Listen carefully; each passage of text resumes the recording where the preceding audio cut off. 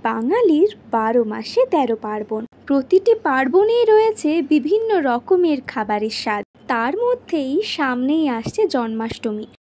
জন্মাষ্টমী উপলক্ষে তালের মালপোয়ার রেসিপিটি একবার দেখে নিন।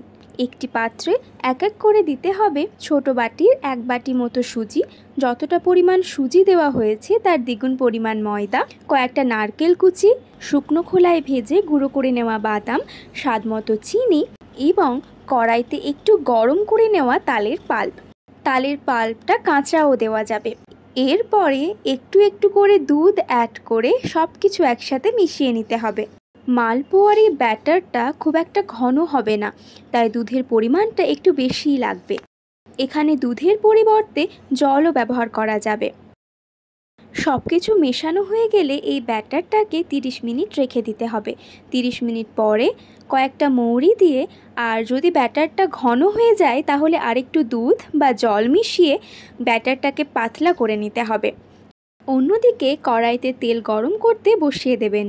কড়াইয়ের তেল গরম হয়ে গেলে সেই গরম তেল এই ব্যাটারের উপর দিয়ে সেই তেলটাকে এর মধ্যে মিশিয়ে নিতে হবে। সব শেষে গরম তেলে এক এক করে ভেজে নিলেই তৈরি তালের মালপোয়া।